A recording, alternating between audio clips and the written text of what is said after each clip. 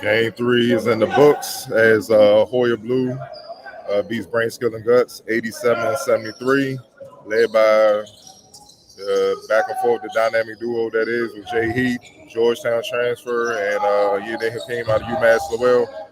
Ray, just share your thoughts on what happened. Man, you said it. The dynamic duo. They did it yesterday. Came back today with an even stronger performance. Man, Jay Heath, he was on fire. And I think he said he finished with 30 points, and I mean, that just tells the story right there. But he got going early and often and kept it up throughout the remainder of the game. And then Ayinde Hakeem joined the party. He just decided that he was going to get to the basket at will. And that was all she wrote. It was just them two together was just too much. And then the big man in the middle for Hoya Blue, that was kind of just the insurance policy, so to speak. He cleaned up a lot on the glass, and then they was able to give him the ball down low and just do what he does. He's the biggest guy on the floor, and he showed it. So yeah, man, it was just but mainly Jay Heath and Ayinde Hakeem, they overwhelmed them with their offense and their defense.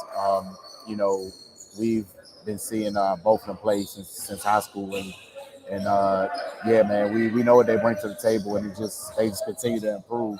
But yeah, what JV did today, that was an impressive performance, man. The confidence was through the roof, the execution, and he just took it upon himself to make it clear that nobody in front of him could do anything with him. For sure, man. I'm with you all the way. I just think they jumped on them early.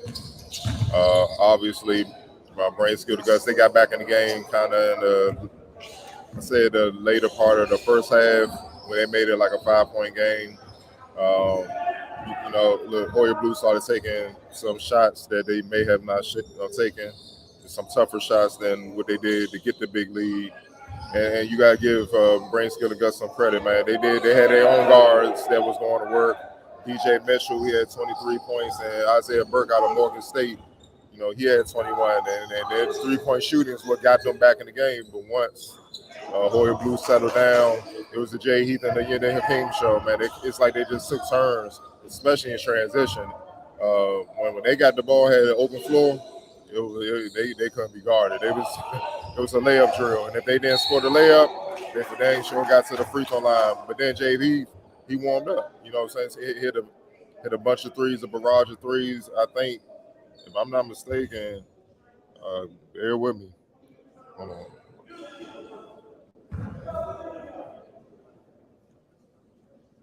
6 3-pointers made today. I mean, it's tough to beat any team like that. That's how hot he was. He was 6 foot. He was 6'11" from deep today, man. He was scorching, man. So, look, Warriors got something to be proud of. They had some talented guards. The hard part for Patrick Ewing is putting it all together, like define the roles, but the talent's there. And the depth. You know what I'm saying? They got both. So, but I love what I love what I saw, man. And Yedin Hakeem, man, he's special when he plays under control, man. When he's out of control, he can kind of defeat the birds. He can kind of beat you, but he always competes and he's tough, so you live with it. You know what I mean? But when he played like he did today, 24 points, 2 turnovers, the way he was scoring in transition, had a nice dunk, hit a couple threes. When he's balancing his attack that way, any team he's on is gonna be tough to beat him, man.